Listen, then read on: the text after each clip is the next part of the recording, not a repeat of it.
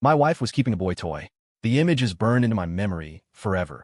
The second I pushed open the door to the VIP lounge, I saw them. She was locked in a passionate kiss with some kid. He couldn't have been more than 20. With skin so pale and smooth, he looked like a porcelain doll. For a second, I couldn't believe it was real. My hand was still on the doorknob, but my mind was flashing through a highlight reel of the past few months. I remembered last month, when she said she was going to her best friend's birthday party. I found an unopened box of condoms in her purse. She said her friend asked her to pick them up. I believed her. I remembered last week, when she suddenly had to get her hair done and was unreachable all day. She came home and said there was no signal at the salon. I believed that, too. I remembered how she'd grown colder and more distant lately, blaming it on stress from work. And now, standing here, all those flimsy excuses suddenly had the perfect, sickening explanation. The boy toy was the first to notice me. He looked startled for a moment, then his expression cleared, his eyes looking at me with an unnerving clarity. "I know you're her husband," he said, his tone flippant and confident, as if he were discussing the weather. "But sorry, she and I are the real deal." I didn't say a word. I just reached for the whiskey bottle on the table. "Then let's celebrate your true love by cracking that pretty skull of yours open." Isabel was clearly terrified by my reaction. She scrambled away from the boy. "Leo, listen to me. I can explain." "Explain?"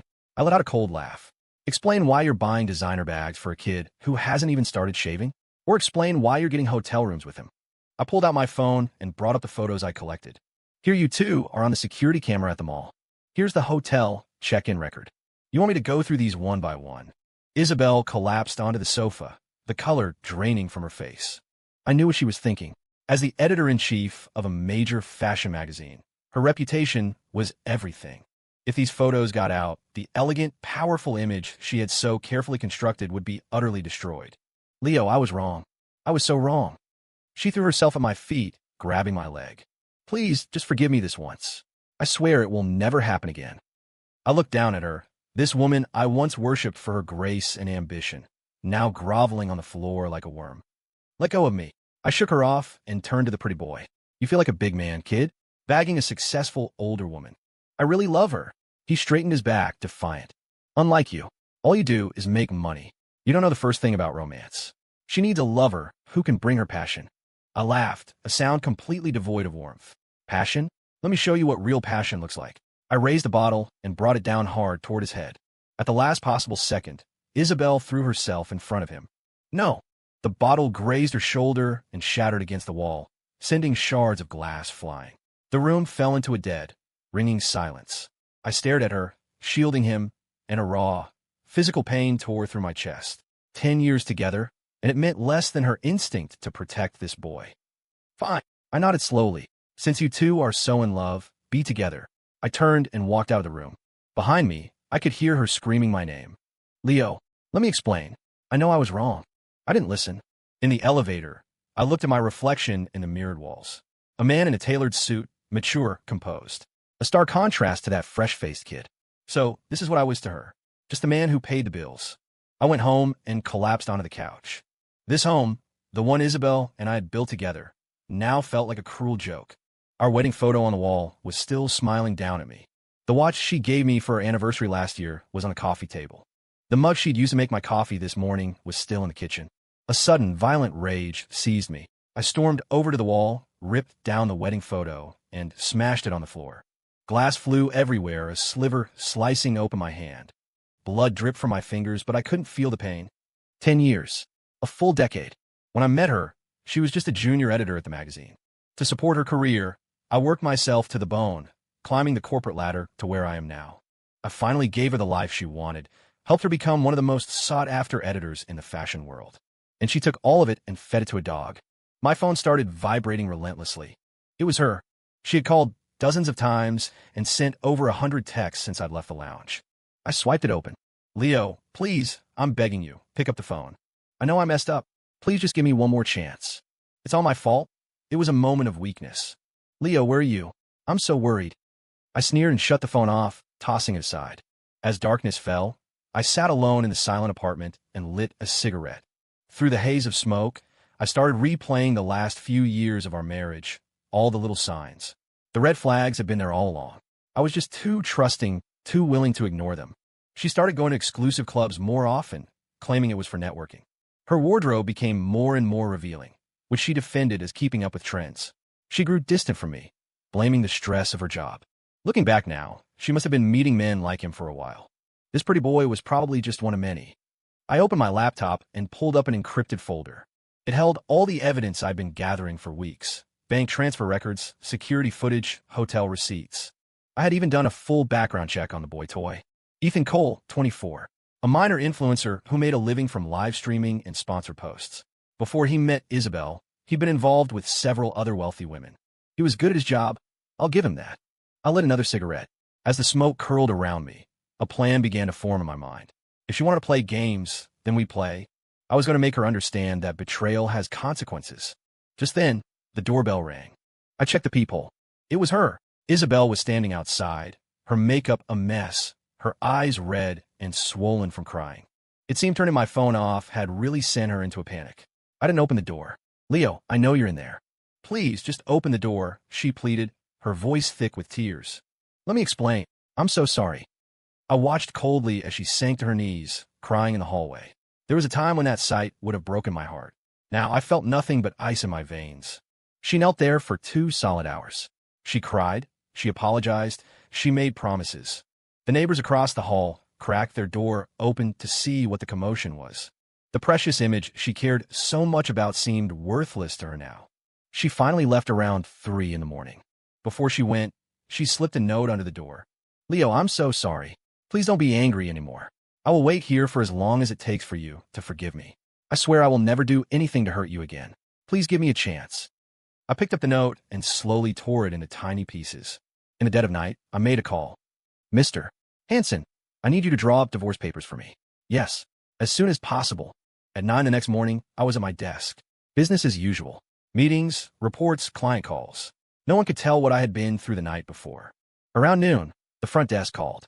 "Mr. Vance, your wife is here in the lobby. She says it's urgent." I glanced at my watch. "Send her up." A few minutes later, Isabel walked into my office. She had pulled herself together, her makeup flawless, dressed in an elegant white dress. She looked poised and sophisticated, but I knew it was all just an act. "Leo." "Call me Mr. Vance," I said without looking up from my work. "What is it?"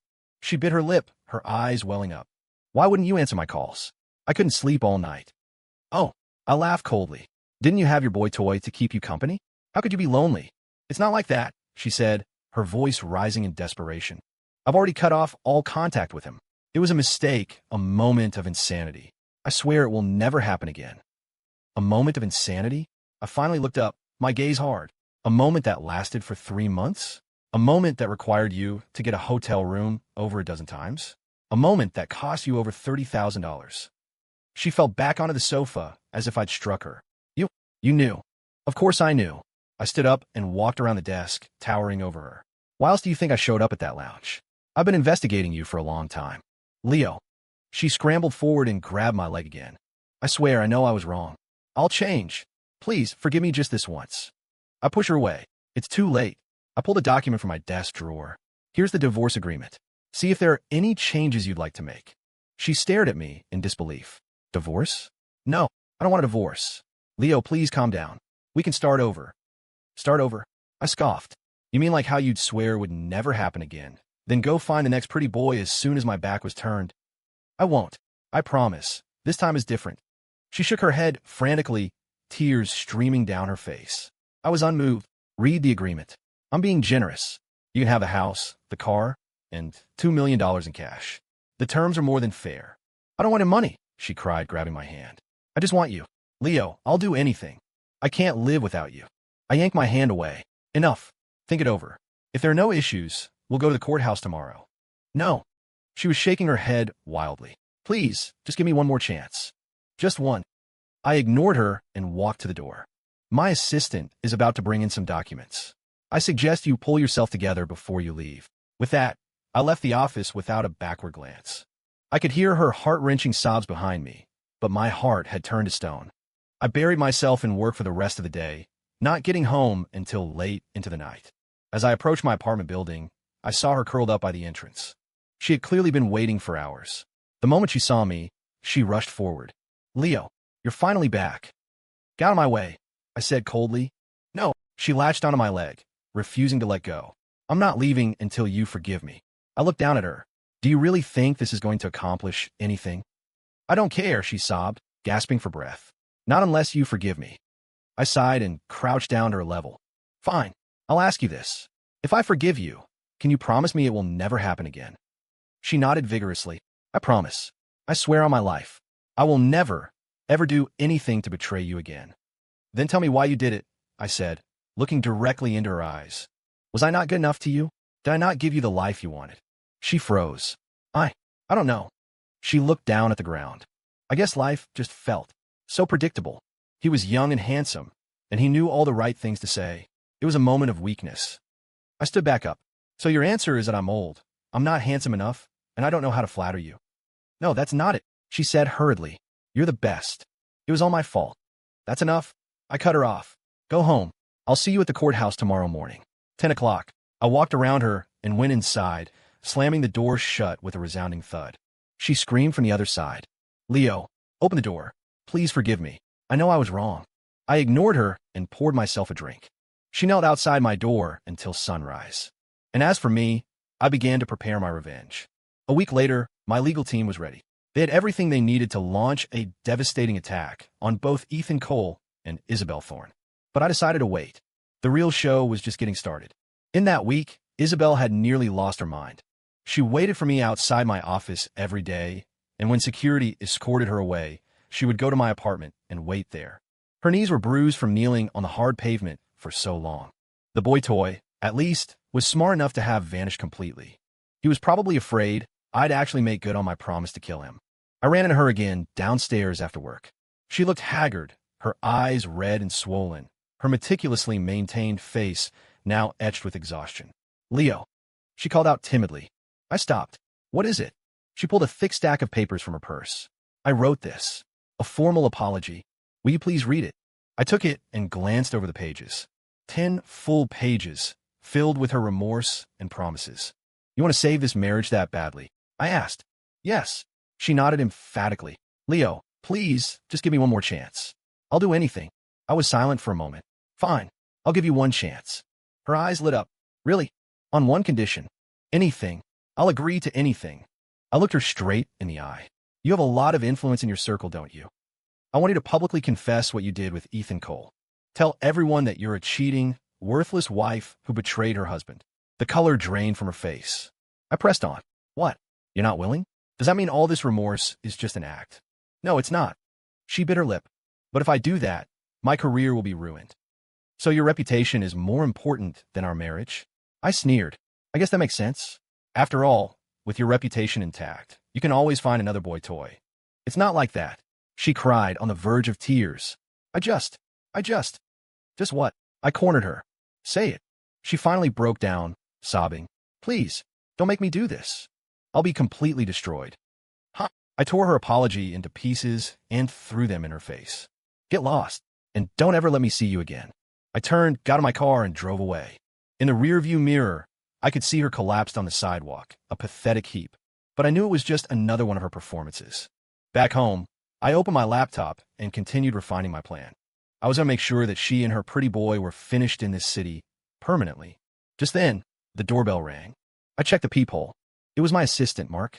Mr. Vance, it's your wife. Mark said anxiously as soon as I opened the door. What about her? My brow furrowed. She collapsed outside the office. She's in the hospital now. Which hospital? Midtown General. I hesitated for a moment, then grabbed my keys and drove to the hospital. In the private room, Isabel was lying on the bed, and 4 drip in the back of her hand. When she saw me walk in, she managed a weak smile. Leo, you came. What did the doctors say? Nothing serious. Just exhaustion and low blood sugar. She watched me carefully. Are you still angry with me? I didn't answer. Leo, I know I was wrong. You can hit me, scream at me. Just please don't ignore me. I turned to leave. Wait. She struggled to sit up, and in her haste, she ripped the 4 needle right out of her hand. Blood immediately began to trickle down her arm. I instinctively turned back. What the hell are you doing? Don't go. She pleaded, grabbing my hand. Please, just stay with me, just for a little while. Her blood dripped on my hand. The warmth of it sent a jolt through me. Nurse. I hit the call button. She pulled out her 4. A nurse hurried in and reset the line. Before leaving, she said, "The patient is very weak right now. She needs rest. It would be best if a family member could stay with her." I sat in the chair by her bed, looking at her pale face. Once, I had sat vigil by her bedside just like this, refusing to leave her side when she was sick. But my heart was no longer the same. "Sleep," I said. "When you're better, we'll finalize the divorce." Tears instantly welled in her eyes. "I don't want a divorce. I know I was wrong. Can't you give me one more chance?" I remained silent. She began to cry softly, her tears soaking the pillow. "Leo, do you remember when we first got married? You told me you would never leave me. And who was it that broke that promise first?" Her sobs grew louder. "I was wrong. I was so wrong. I'll do anything you ask." I stood up. "Get some rest. Don't go." She reached for the 4-line again. I grabbed her hand. "Stop it. Just rest and get better. Stop making a scene." She finally quieted down, looking at me with pathetic, pleading eyes. "Then can you please not leave?" I sighed and sat back down. A small smile touched her lips as she weakly closed her eyes. She was asleep within minutes. I watched her and my mind drifted back through the years. 10 years ago, she was a recent graduate, a junior editor in a cheap dress who still carried herself like a princess. Her eyes were so clear then, her smile so bright. But now, I shook my head and gently stood up to leave. The warmth in my eyes had faded, replaced once again by ice. She had brought all of this on herself. 3 days later, Isabel was discharged from the hospital. I hadn't visited her again, but I knew she was waiting for me. On the day she was released, she sent me a text. "Leo, I've thought it through. I'm willing to publicly confess everything and apologize. I'm begging you to forgive me." I looked at the message and sneered. Did she really think that would be enough now? But I texted back anyway. "Fine, let's hold a press conference." "Okay, when and where?" She replied almost instantly. "Tomorrow afternoon, 2 o'clock. The Imperial Grand Hotel," I wrote. "I'll arrange for the media." The press conference went off as scheduled. The ballroom was packed with reporters and more than a few industry insiders. Isabel Thorne was, after all, a major player in the fashion world. Her every move was news. She wore a simple black dress. She looked exhausted, but beautiful nonetheless. "Hello, everyone.